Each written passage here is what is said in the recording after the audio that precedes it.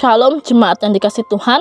Pada pagi hari ini saya akan menyampaikan firman Tuhan yang terambil di dalam Kisah Para Rasul pasal 18 dengan tema Tuhan dapat memakai siapa saja. Setelah Paulus melakukan pelayanannya di Athena dan ada beberapa yang percaya serta menolak ajaran tersebut, akhirnya Paulus pergi menuju kota Korintus. Kota Korintus bukanlah kota kuno yang telah lama dikenal sebagai pusat perdagangan, budaya, dan berbagai macam kegiatan politik, melainkan kota ini pernah dihancurkan oleh orang-orang Romawi. Kota ini dikenal sebagai kota yang banyak menghasilkan tindakan-tindakan amoral pada zaman Aristophanes. Tindakan amoral itu didominasi oleh perilaku seksual yang sembarangan dan pemujaan dewa-dewi Romawi di kuil-kuil utama, dan orang-orang Kristen di Korintus ada sebagian yang termasuk mengikuti praktik-praktik amoral tersebut. Di kota inilah Tuhan ingin memakai salah satunya Rasul Paulus menyampaikan kebenaran yang sesuai dengan perintah Tuhan. Begitu juga dengan kita, Tuhan bisa memakai siapa saja untuk melayani, menjangkau jiwa, dan menyampaikan kebenaran firman Tuhan dengan beberapa hal diantaranya. 1. Memiliki semangat dalam sebuah pelayanan. Pada ayat keempat, sangat jelas bagaimana Paulus meyakinkan orang-orang Yahudi dan orang-orang Yunani. Tentunya Rasul Paulus menyampaikan firman Tuhan dengan semangat yang luar biasa. Walaupun pada ayat ke-6 Paulus mengalami tindakan yang tidak mengenakan dari mereka. Meskipun begitu, Paulus tetap rendah hati di hadapan mereka, dan akhirnya Paulus pun meninggalkan mereka. Di dalam sebuah pelayanan, tentunya kita akan dihadapkan dengan berbagai situasi dan karakter seseorang yang berbeda. Namun di sini kita diingatkan untuk tidak lemah dan tetap melakukan yang terbaik.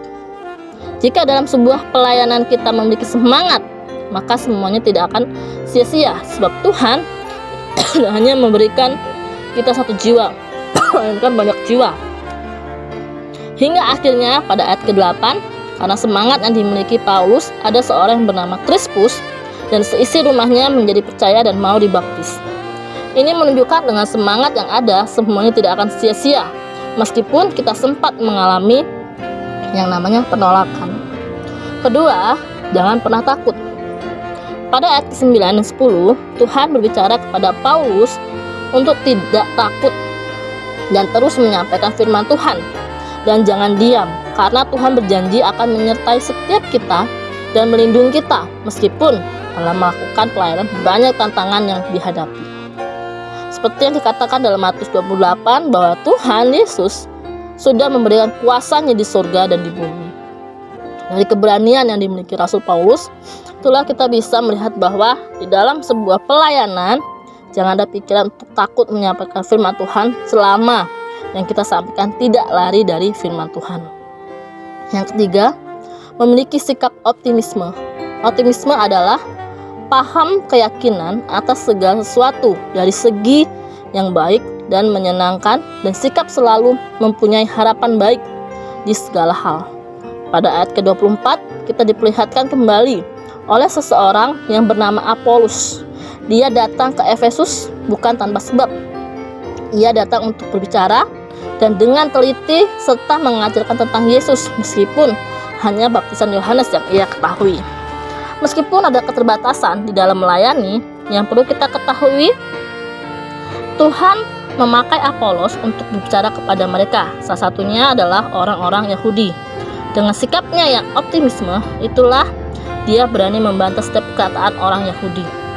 Oleh sebab itu, jemaat yang dikasihi Tuhan, siapapun kita, dari mana latar belakang kita, jika Tuhan mau memakai kita, tidak ada yang mustahil. Yang terpenting, kita harus bersiap-siap untuk semuanya itu. Amin. Demikian renungan pada pagi hari ini. Tuhan Yesus memberkati.